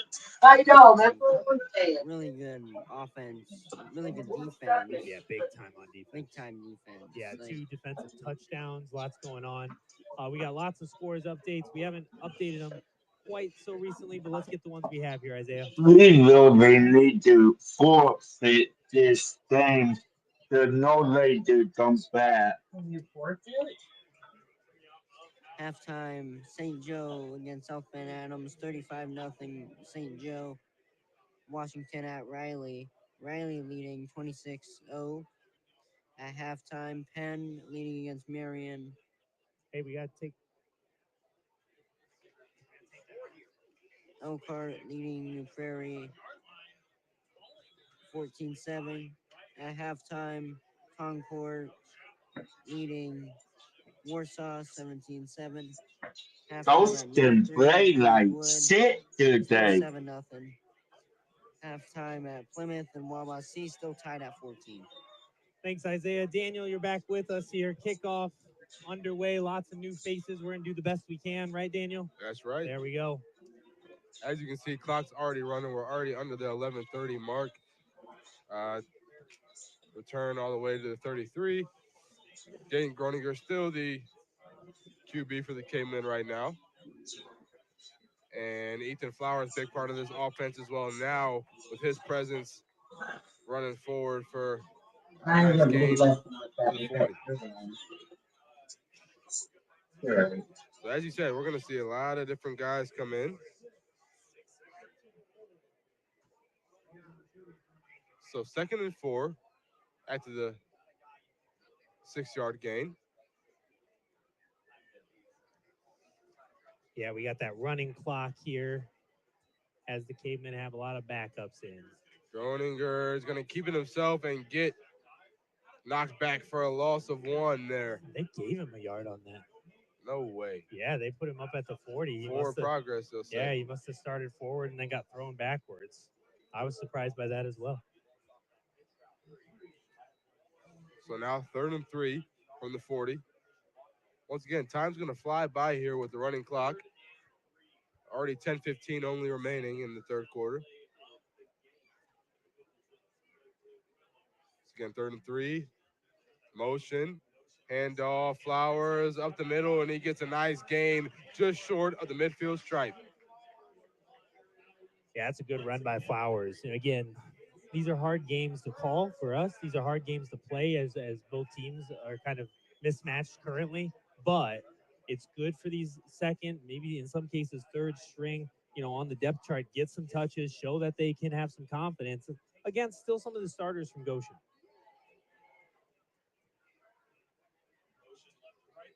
And Flowers going to take it again up the middle, and it's going to be a nice gain, they'll say, of 3 into enemy territory. Yeah, you see even some of these starters on the bench, they have their jerseys off, their pads off. They know this is they're done for the day. Their day is complete indeed, and what a day it was for them.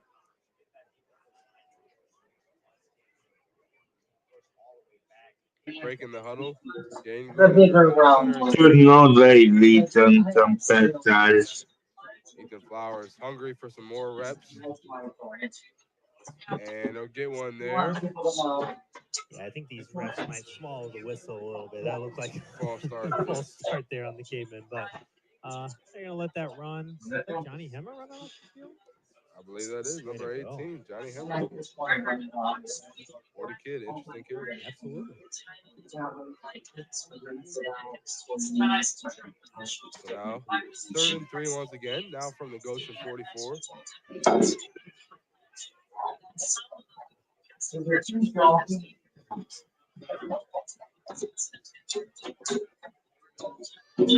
Run up the middle again, and that is Ethan Flowers.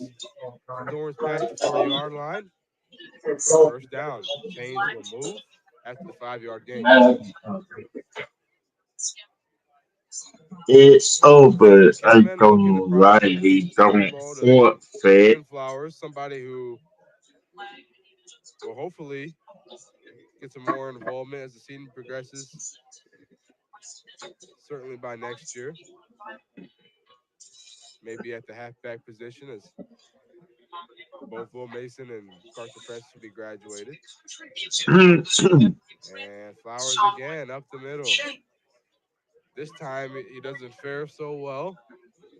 Just a gain of 2 on that one. Johnny Hemmer running back and forth, the cardio king of the evening, going from sideline to field, back and forth. So happens a lot at that wide out spot.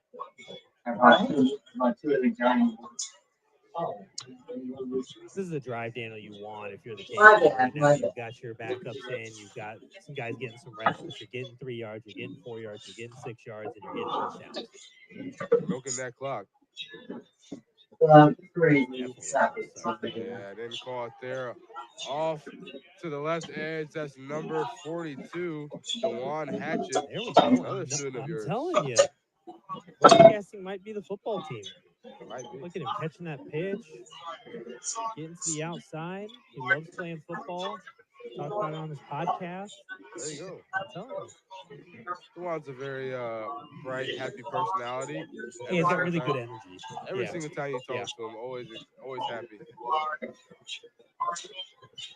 The defense. Groninger again going to be under center here for the Cavemen as they lie at the 32-yard line. And that's another handoff up the middle. That's Ethan Flowers Another first down.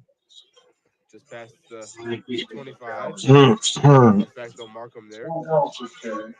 Nice gain of 7 there. Ethan Flowers going to rack up those yards and get his yards per game total skyrocketing a little bit, of course. He had a few snaps in the Marion game.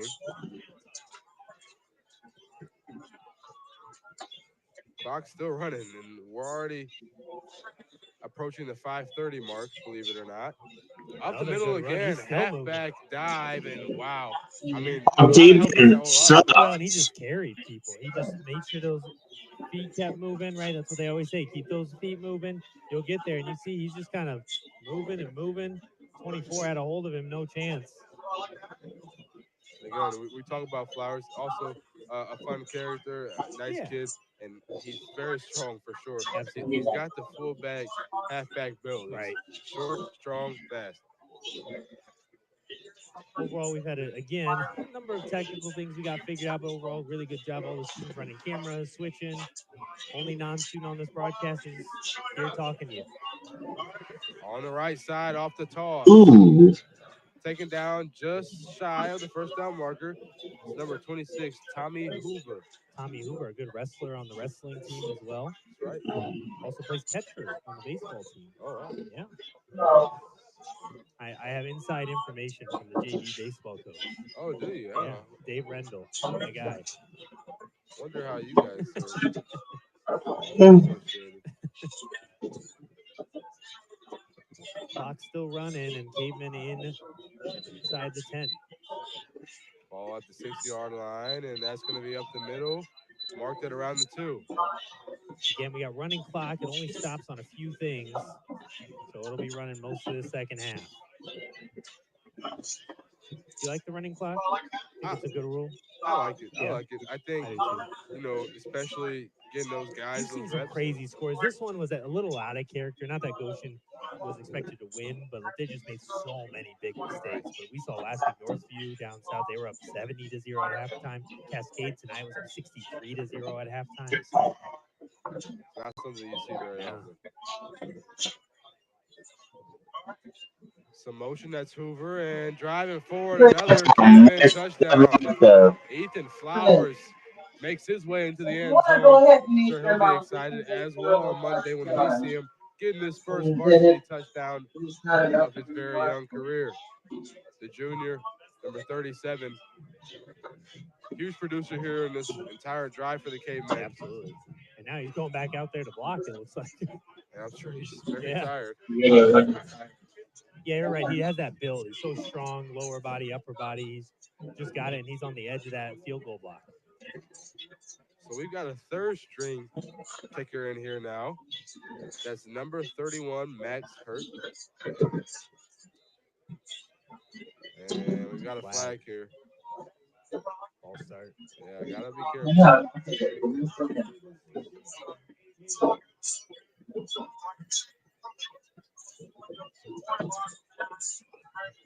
It does happen, but and obviously the consequences aren't as severe. But with this being a third string kicker, you don't really want to lose those 5 yards. Right. Who's kicking now? Who'd you say? Max Hurt, Wow. primarily a punter and a linebacker for the JV squad. Got a longer one. Should be a good rep for him. And wow, that is. Oh, they can't return it though. That's a little bit of a bizarre play, what we just witnessed there. Coach Kinder turned and talked to Coach McCool, the special teams coach, saying, "What happened there?" It's just Yeah, not what you want to see for sure, but Right. they move on. 59-0. Still a lot to be happy about there. I think Mr. Just Ginter's got the coach's headset on.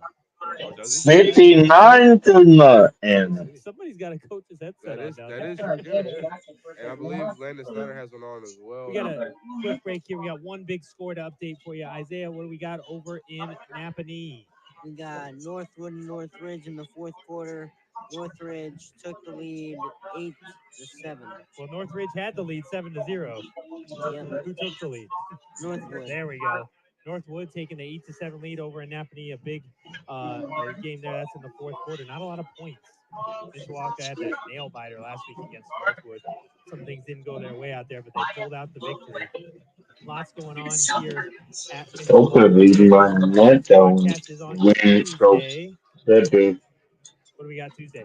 Tuesday we've got volleyball. The Cavemen girls volleyball team will take on the Plymouth Pilgrims. There you go. I was like, maybe he's going to say it. Plymouth still has that strange two mascot deal. Pilgrims for volleyball, though. And then Thursday, Kira Foley, Cam Stokes back on the air together for some volleyball against Elkhart Christian. Line drive kickoff. You thought I was going to get it wrong. Oh, that one's going to go out of bounds. I wasn't thinking. I was anticipating what your answer would be. That's what I was doing, Daniel. You may not know that I am quite the seasoned vet over here. So. Yes, and you went and changed into pants, which I appreciate. That's right. Way to go. Veteran to the core. Lots of new workers this year for the Mishawaka Network. Isaiah's here with us tonight. We're going to talk here at the next break about some college football games tomorrow. I know Isaiah, Daniel, both some Notre Dame fans, so we're going to talk some Notre Dame football real fast at the next break. But lots going on around the community, around the school, as we are heading into homecoming weekend, which means tomorrow homecoming dance. I know, Daniel, you're not going, but lots of people are attending that masquerade theme as we get ready for some dancing. I do like a good dance. I went to a wedding last weekend, got a cut a rug. Yeah. You're a big dancer, though? At weddings, for sure. Yeah, nice little pass there. Just short of the 40. And those little short passes, again, not going to help you very much now, but it's still good for that confidence. You got Colton Rapp, one of the best receivers on your squad, getting that one there. And that's a great pass. It's right on the money. It's on time. It's on target, right? Timing has been their biggest problem today. You missed some throws, but the timing's just been so off. You miss snaps, it messes the rest of your game up, right? You get into a bad rut, you can't get out of it. Now, just about 45 seconds remaining in the third. Toss over to his right. Diaz gonna hand that off and gonna get taken down just past the 45. Again, that's number 25, the player we do not have a name for yet.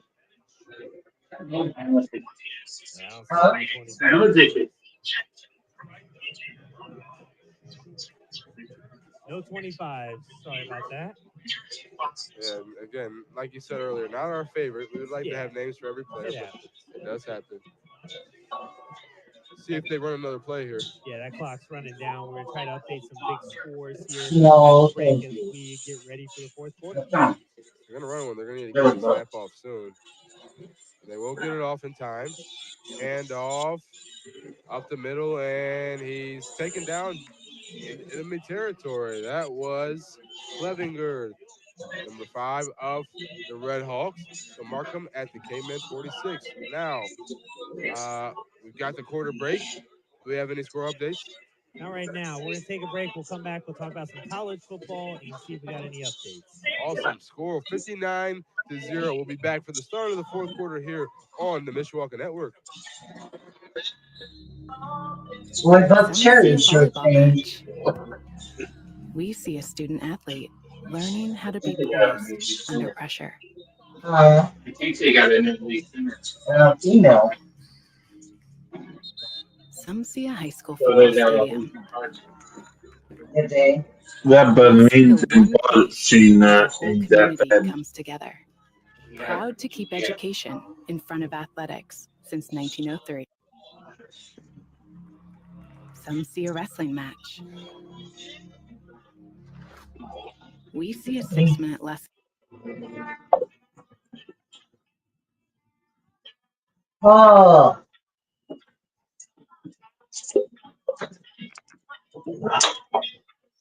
Come on, guys. I Welcome back believe here to Still Stadium on the the Mishawaka Network. Cavemen having a wonderful night. I mean, that there's not did much to one be touchdown to upset about here make for it them. not a 59-0 is the shutout. score. They led 53-0 at halftime. Now into the fourth quarter, they're adding six more to it. Nice little quick pass over to Elliott. He'll drive forward past the 35 and dive for a few more, marked at around that 32-yard line. Good blocking there by the Come the on, Red Hawks there. guys. And look at that. We've got Drew Ginner. Calling out plays, telling the defense what to do out there. That's always fun, I'm I'm sure. telling you. Camden Putz has got a headset on as well.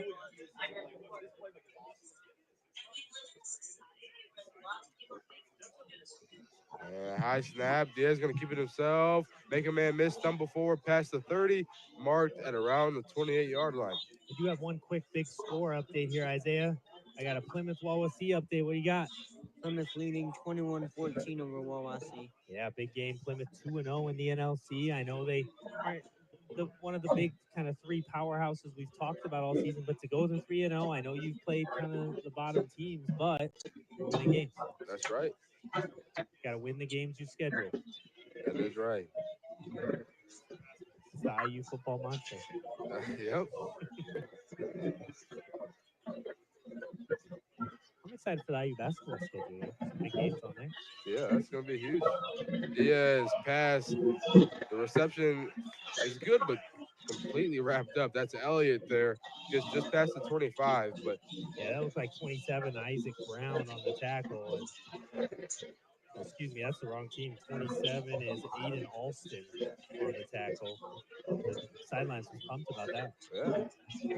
And why not? You know, the receiver makes the catch, but he's met right away by Cayman defender. That's what you want. All right, Goshen. 10 minutes remaining here. 5 yards shy of entering the red zone.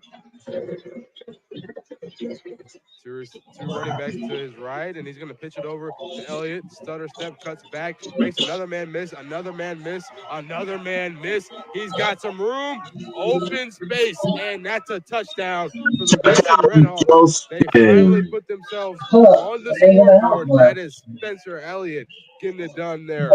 That's great. He's clearly one of their best players. Great athlete. He's had some good plays, but Daniel, green flag. Ah, man, Lonely. that's tough. I mean, I don't know how you. I Listen, mean, No they're coming touchdown. back. I don't know why you're throwing that flag. now, okay, You gotta do your job. I get you it. want I to get call it. the game fair, Yeah, but of at the course. same time, it's a team that's down by almost 60 As points. they're marking off that penalty, big update over from Warsaw. Isaiah, what do we got in Warsaw? Concord leading 24-7 over Warsaw. You look. 24-7 lead for the Concord Minutemen over at Warsaw. So that win for the Cavemen over Concord, huge right now. And the Concord's back here next week. That's right. I'll be here No touchdown, recording but some Goshen. cameras for the Concord home game at Steel Stadium. They hung up a sign said "Welcome to Jake Field." Put the goalpost things on the poles that said Concord. Yeah, Diaz drops back to pass, rolls out to his left, sees nobody, trying to find anybody, goes back the other way, he's got turns the open. whole field around, and he's going to find some open space. Got room, and he will duck down just shy of the 20-yard line. What an exciting play, though. I mean, you're back and forth across the field, lots of things going on. It's pretty fun. Yeah, if you're able to reverse that field around, I'm sure that's got to be a good feeling as a ball carrier. To be able to flip the field like that, Yeah. man. And as you know, Coach Hetchinsky said, they've got a lot of players that have played a lot of varsity snaps, and so he feels good about some opportunities. No. Big tackle there by the defense. That's number 31 again, Max Hurt. He's the guy who had the kind of awkward point after attempt there, but gets the tackle there, redeems himself a little bit. And the player and coaches on the sideline are happy about that. They're calling the plays currently. Looks like they're having a good time, which is nice. And I'm sure And they've had so many close games that that's right. this is kind of some relief. I'm sure that Drew Ginner and Camden Putz are kind of relieved that that touchdown got called back. They're probably the only ones in the whole stadium. They're like, yes, good, throw the flag. Yeah, my mom watches and she's always rooting for the underdog to score some points. She says, that's too bad, things like that. Quick update from Napanee. Isaiah, what do we got over at Northwood? We got Northwood, Northwood leading Northridge 15-7. Love it. Northwood takes the lead, makes it even bigger. Isaiah, and run up the middle for 2 or 3. And now we're just at a point where we're running some clock, kind of moving this thing along. And big thing here, I'm not sure if this is the first time in Mishawaka history, but I'm going to go ahead and say it's the first time in a long time. We've got the one and only female football player for the Cavemen on the field right now, Really? blocking on the O-line. Number 58. Number 58? That's Hope. Let's see what her last name is. I know it's Hope. See, Gabe Groninger goes off to his right, gonna stroll his way out of bounds just past the 35 at around the 37. Number 58, that name is Hope Spittles, is what we'll say. Spittles. You can see right there, she's on that line. That's a really exciting thing. And often you see these stories about some of these girls playing high school football and their kickers or things like that. But on the offensive line, it's a big deal. That's a big deal.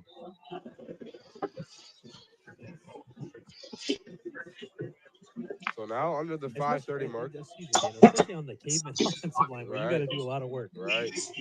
That's a pretty big deal.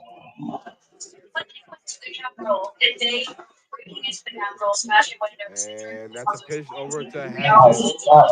And DeJuan Hatchett getting some room. A little bit of leg contact there as he inside the midfield stripe. But yeah, and it's some exciting. Gotta be careful over there. And Coach Kinder telling his players, hey, chill out a little bit. Yeah, we're up by 59. So. And they're excited for their players, which is great, right? Your teammates, you want to be excited for your teammates, which is good. Maddox Coonley, he's got a headset on. He's calling plays, and so does Walker Hahn. They don't get that opportunity very often. That's got to be fun for them. Yeah. We're going to have a little short post-game show here today after the game, give you some last updates on some other scores. Run up the middle inside, and it's a good game. 4-6 there.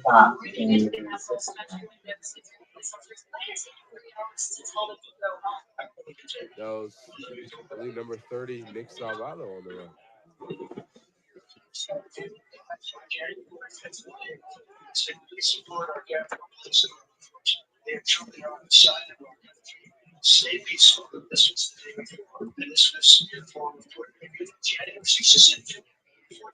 Pitch outside left, number 48. That's first down and maybe a little bit more. First down, about 10 there, I believe. That was Colin Merchant, a good friend of mine. Way to go, Colin. There we Sophomore. go. Everybody getting some reps out here. Offensive line is printing off the field. Number 54 in particular, man. He's really trying to make sure he gets those bonus points.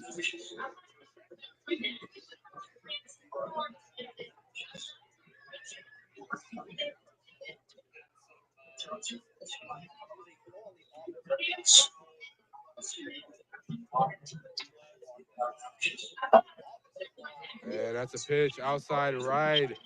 And diving forward. Let's see if they got him to the 45 or not.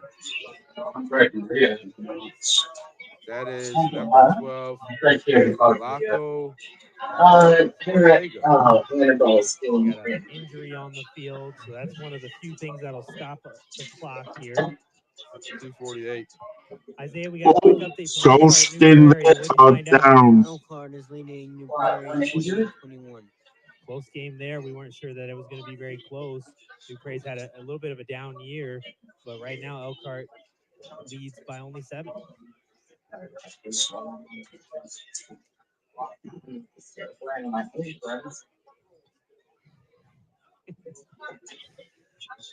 Lots of things going on. Let's quickly, while we have this break, as he's up and moving there. That's Goshen, number 15. It looks like that is James Hauser out there walking off the field. Big game tomorrow. Isaiah, Notre Dame taking on Purdue. What are your thoughts? I feel very Your name's confident. not Isaiah, but nice try, buddy. Oh, my bad. I thought you were talking. You looked at me, so I thought you were talking. My bad. Isaiah, what Well, do you think? Then we'll get Daniel's thoughts, I guess, well, even though he's a Bears fan. I What do you think about uh, Notre Dame? I think it's gonna be a close game in my opinion. You think so? Yeah, I think it's gonna be like a Yeah, not a back and forth game, but if but Purdue closer maybe than can people think. if Purdue Yeah. cannot turn over the ball, Sure. then they're Yeah, it's big. pretty set. Purdue had a really tough year last year. Off to a much better start this year. Daniel, what Oh, do you now think? you're talking to me. Got it. Yeah, I'm talking to you. Uh, I feel very confident in Yeah. Notre Dame's ability to get the job done. Hopefully, they get the first win of the season. You got two top 10 opponents coming in. Yeah. First two games of the season, That's tough. combined 4 And you're points close. in the losses. Yeah. Yeah. So, and then there's always the talk of, oh, now they're not going to make the playoffs, even though they went to the national championship last season. So hopefully, We talked about it coming. Sometimes students your age don't have a lot of perspective, but they still have a chance, right? If they've lost 2 games to two of the top teams in the country, you have chances on your schedule to get some wins. And if you keep winning, you've always got a chance. I know it's like a lot harder now, obviously, but you've got a chance for that 12-team playoff. but believe it or not, I'm one of the people that believe that Yeah, Notre Dame still has absolutely. a chance. Is it obviously a lot, smaller Right. chance? Of course, but I think losing this weekend would kind of put a nail in that coffin. yeah, So that big game that they've got to win. Malachi Brown for the Cavemen gets that run as the Cavemen are running this clock out. Other big game tomorrow. I know around here it's not as big as Notre Dame. We're right by Notre Dame, but the IU Illinois game is big. It's one of the few ranked matchups in the country this weekend, as that'll be a night game down in Bloomington. It's a Red Out. yeah, Red Out over in Bloomington. big deal. So exciting times for Indiana football. There was an article the other day talking about football might be taking over basketball in the state of Indiana as the most popular sport, and I think that's probably true. You see it at the games, you see it at events. So lots Red. of exciting things here in Indiana as far as sports. Got the delayed game call here. Not sure if anybody's really too worried about it. The clock's still going to run as we're going to run this clock out. We'll do a short pregame show or postgame show here to wrap up our game here today, which has been kind of tough. Yeah. It's been tough for Goshen. That'll actually end it there. Okay, guys. Huge Game win by over. the Cavemen. Going and getting it done and shutting out Mishawaka LSU, wins shutting them out 59 to scoring 59 nothing. points is a huge